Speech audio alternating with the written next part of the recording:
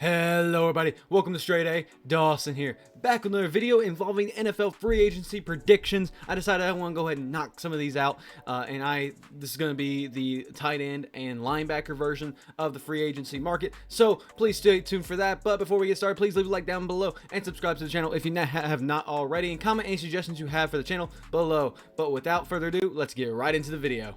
So as I kind of referred to earlier, we did a couple other versions of the free agency ones with, quarterbacks, running backs, etc., some defensive side of the things, secondary, etc.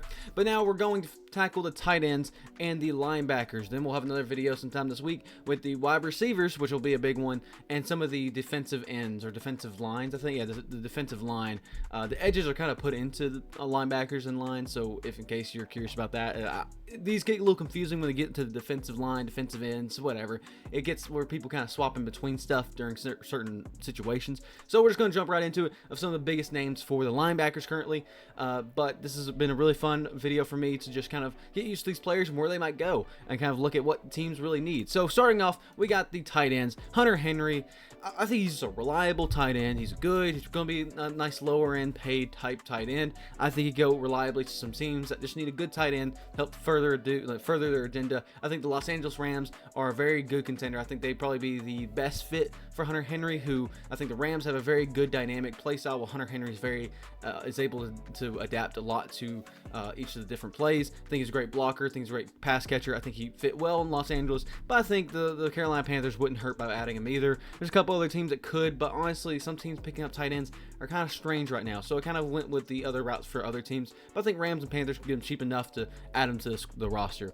Meanwhile, we also have Dalton Schultz. Dalton Schultz is probably the best tight end on the roster or on the free agency market for most people, and I think the biggest teams that are going to be looking for tight ends are the Los Angeles Chargers and the Cincinnati Bengals, and I believe both these teams really want to have a heavy emphasis on it. Jim Harbaugh, I think, will want to go more tight end heavy with Justin Herbert there, especially with the receivers getting a little bit older and less reliable. I think he'd be a great addition for the Los Angeles Chargers, who do have a little bit of money to spend, not a whole lot, but they got a little bit, and the Cincinnati Bengals, who are losing Irv Smith, I believe, and they would benefit a lot from having a reliable tight end, especially with the T. Higgins situation unknown, Tyler Boyd situation unknown. Of course, T. Higgins was franchise tag technically, but he could be traded or something kind of similar. I'll probably do a video also about trades and cuts and see who get added there. But beside the point, I think the Chargers probably my most likely guess for Dalton Schultz, but I think the Cincinnati Bengals would be a very big viable contender to add him to the roster. I think it's at least worth considering. Without further ado, though, we also have Mike Gesicki, similar to Hunter Henry, but a little bit on the lower end. I think he's just a fine tight end.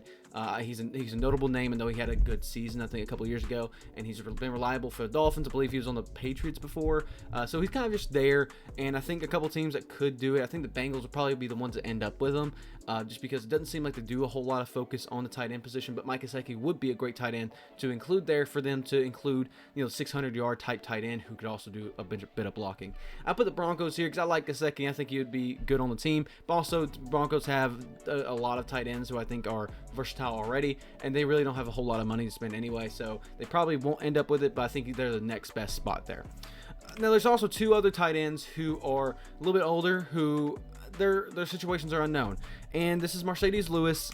I think he's done. I think at this point, I think he's had a good career. I think it's time for him to hang up the boots. I think he's just going to call it quits. I don't see any teams that are going to add him right away. If they do, it's going to be sometime in the middle of the season, maybe where their depth is hurting or something. I just don't see him being in the season this next season. So Marcedes Lewis will probably retire or something very soon, but I doubt he'll retire on this offseason. Then we got Jimmy Graham, the legend, the myth and legend. I see nowhere with all of his whole career coming full circle now with him back in New Orleans. I see him staying with New Orleans and either playing another season or two, or he's going to retire. I think he's going to stay. He's probably going to sign like a one-day contract and retire with the Saints. I think it'd be a perfect capstone to his career. I think it's about time he hangs up the boots.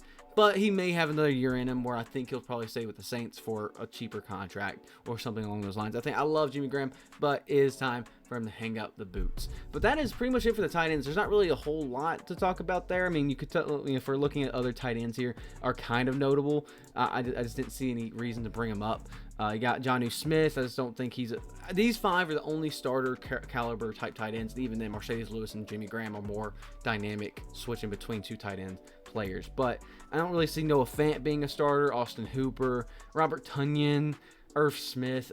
Irv Smith could be a starter, but I don't see him anywhere. And really, not too many places need tight ends. New England could benefit from a tight end, but I doubt anybody will go there. Probably they'll end up with Jonnu Smith or Austin Hooper.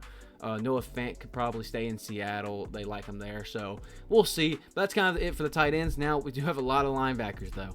For these linebackers, let this be known, I'm not the most in tune with defensive type signings. So for some of the big names, I like the spots I put them at, but there's also a lot of names here that I'm like, I don't know what their more intentions are. So we're going to start off with a banger. I think Danielle Hunter is one of the best defensive free agents on the roster for free agents now, and I can see him going to any of these three. Honestly, I debated between all three of these teams quite a bit. I think the Carolina Panthers are going to be the one to dish out more money, which I think he'll like more, and probably go to Carolina. I think Baltimore would be probably one of the better spots for him to go to, but I think that they're just not going to be able to contend enough in the money to bring him over. Washington Commanders, I've also seen some speculation there. I would say that they're a really good, really likely choice, but I just don't see Danielle Hunter wanting to go to Washington. Granted, I don't know if he really wanted to go to Carolina, so Baltimore, he may take a pay cut for it, but I think I put in order of Carolina, like top.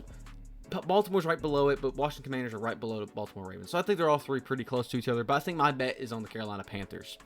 Meanwhile, you got Randy Gregory, and this is also a guy I don't know. Again, he's 31, so like he possibly he's got a little bit of time left for him, but like I don't know where he's gonna go. I kind of picked two rosters that kind of would benefit from his seniority as well as his talent, and probably be good to ride out. Maybe a roster that's more talented that could see some upcoming success. And I think the Arizona Cardinals are a sneaky team that could get really, really good with the draft and free agency that I really haven't recognized as well. And I think Randy Gregory would fit pretty well in Arizona. I think Atlanta is also a sneaky good choice. I'll be honest with you. Atlanta, I did debate on putting up top, but I think Arizona is probably a more likely spot for an older Randy Gregory who's looking for a team that's honestly going to look better and better as time goes on. And I think the Arizona Cardinals have a very good chance at signing someone of Randy Gregory's caliber.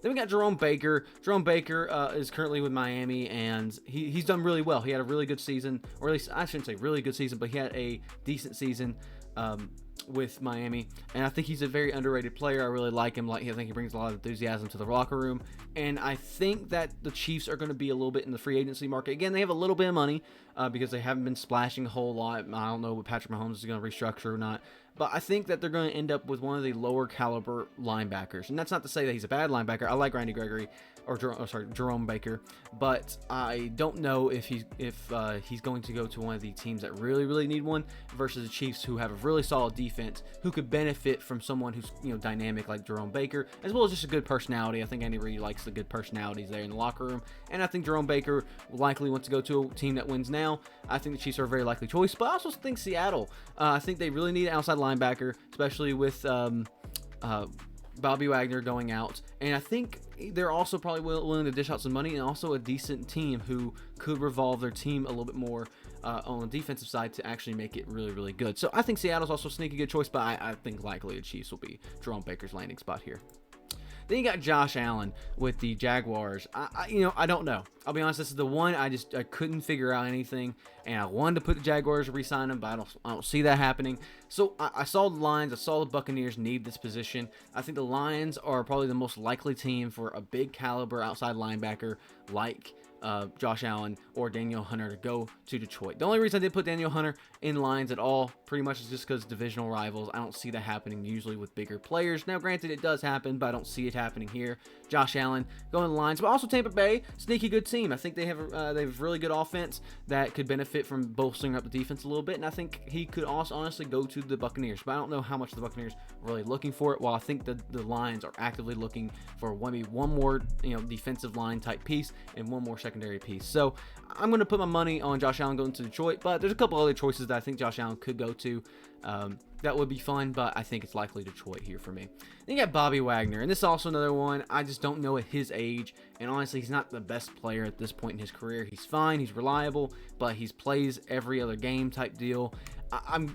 You could toss him up in there. Dallas Cowboys, Cleveland Browns is what I'm going to throw into. I'm going to slightly give the Dallas Cowboys the edge here, but You could say either one of them for me. I just don't see any other team that would want to bring Bobby Wagner in.